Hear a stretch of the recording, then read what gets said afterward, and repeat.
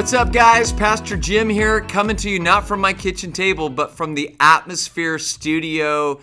This is why you see this new backdrop. Thank you to Corey and Melissa Murphy. They even made a logo and put it on the plant wall. And so our future videos will probably be in the studio and not at my kitchen table. But welcome to another edition of Atmosphere Life Groups.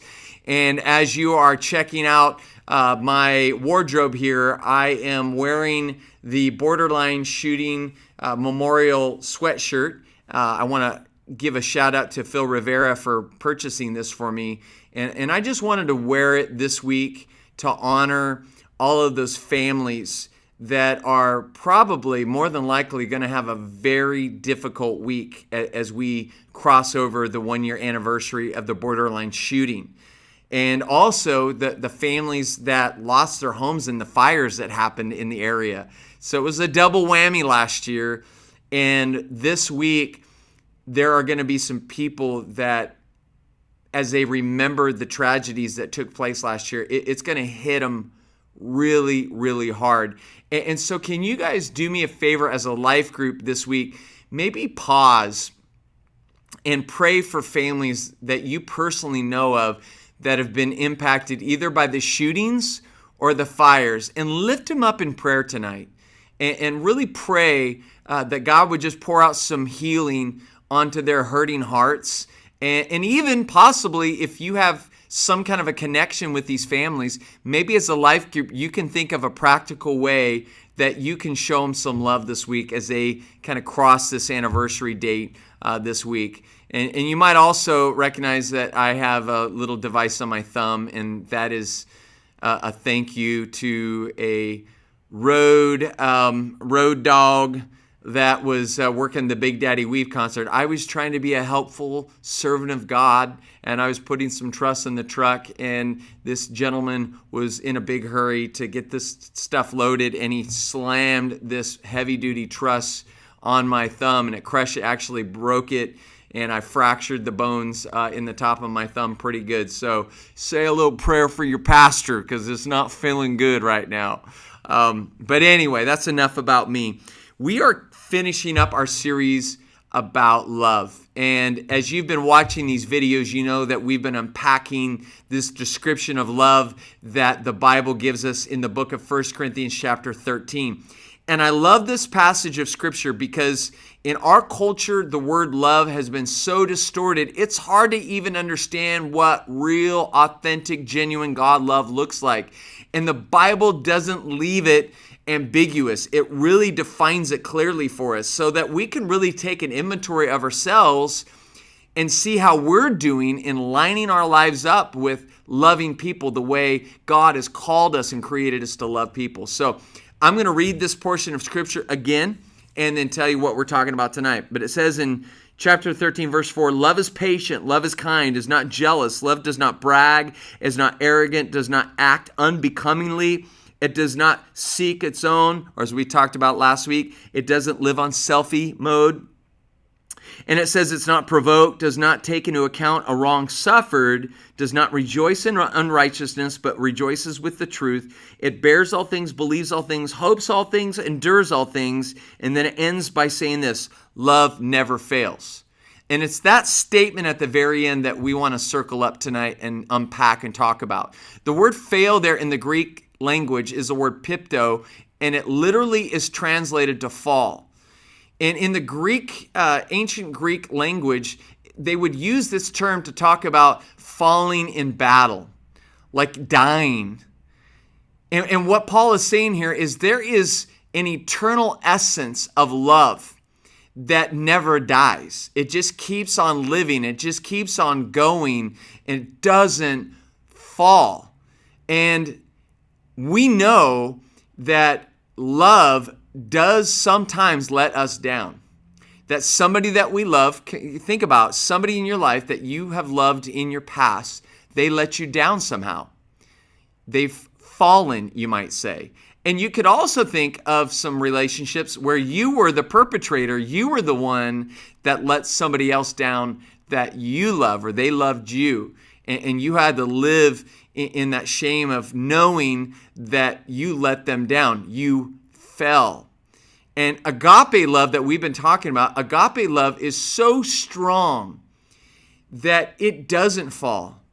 And I might add that agape love is so strong, it holds up even when others let you down. And so we talked about it on Sunday and used a beautiful conversation that took place with Jesus and Peter.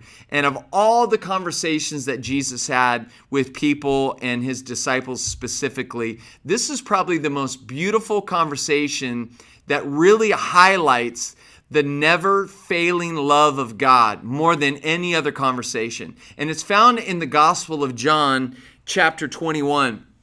And so if your life group, you want to turn there, I'll put it up on the screen so that you guys can read along with us. But let me give you the backstory. Peter was Jesus's BFF. He was the guy that was Jesus's bodyguard. He was like, I'll take a bullet for you. And in John chapter 13, Jesus is talking about this love that he was calling them and commanding them to live out. And then he said, I'm going to leave. And Peter's like, where are you going? And why can't I go with you? And Peter's like, I'm never going to leave you. And Jesus said, before the rooster crows, you're going to deny me 3 times, bud. And I can imagine in that moment that Peter got really irritated and annoyed that Jesus would say such a thing, because he's like, man, I'm like Jesus's right-hand guy, man. How could he say that about me? Well, fast forward to John chapter 18. Jesus is arrested. He's being arraigned. He's awaiting his sentencing by all of the religious leaders. And while Jesus is in this holding tank, Peter is kind of following at a distance. And it's at nighttime, so he finds a fire near where Jesus was being held, and he's warming himself by the fire, and it's in that space that he actually has people around the fire that recognize him as one of the followers of Jesus, and he was scared. He thought, well, they're going to arrest me if they know that I'm with him. So what does Peter do? He denies Jesus, not once, not twice, but 3 times, and on the 3rd time, the Gospel of John records that a rooster crowed, just as Jesus had predicted. Well, that brings us to John chapter 21. Jesus had been crucified. He had been resurrected. And now he's making appearances to his disciples, affirming that he is alive. And so they're out fishing as they always did before they met Jesus. So they kind of went back to their old life, which is kind of weird. But they just, we don't know what else to do, so we're going to go back to the old life. And they had not caught any fish all day. And here, this stranger, or at least they thought he was a stranger, standing on the shore going, hey, throw your net on the other side of the boat. And they do, reluctantly, but they do, and they catch all these fish. John's recognizing, like, hey, this has happened before. That must be Jesus. And before even really they could kind of gather themselves together, Peter is like jumping in the water and he's swimming ashore. Can you imagine the shame that Peter had been wearing since John chapter 18, where he actually denied Jesus? He let his best friend down. He let not only his best friend down, he had let God down. I don't know if you've ever felt shame in your life before. Probably you have. Most people do. But Peter was wearing shame probably on a level none of us can understand. And he's swimming ashore. He gets to shore. Jesus prepares them breakfast. They're warming themselves by the fire. And the whole scene is reminiscent of the night that Jesus was arrested, where Peter denies Jesus 3 times. And here's the conversation. Check this out, verse 15. So when they had finished breakfast, Jesus said to Simon Peter, Simon, son of John, do you love me more than these? And he said to him, yes, Lord, you know that I love you. And he said to him, tend my lambs. He said to him a second time, Simon, son of John, do you love me? And he said to him, yes, Lord, you know that I love you. And he said to him, shepherd my sheep. He said to him a third time, Simon, son of John, do you love me? And Peter was grieved because he had said it a 3rd time, do you love me? And he said to him, Lord, you know all things. You know that I love you. And Jesus said to him, tend my sheep. Now, there are some hidden jewels in this passage, but I don't have time to break them down. I just want to highlight the jewel that is out front in plain sight here that you need to understand. Peter had the revelation of what was happening in this conversation when Jesus said it the third time, "Do you love me?" What Jesus was doing is he wasn't just holding up when Peter had let him down. Jesus walked across the room, recognizing that Peter had let him down, and he was lifting Peter back up, getting him back on his feet. He was restoring Peter. He was reviving Peter, and he was removing the shame from Peter, saying, "The love that I have for you not only holds up when you let me down, but it actually walks across the room and picks you up after you've fallen." This is the kind of agape love that, my friends, if we start living out, this will outlive our life. That there is an eternal essence of this love that will outlast your life. You hear a lot in our culture about leaving a legacy.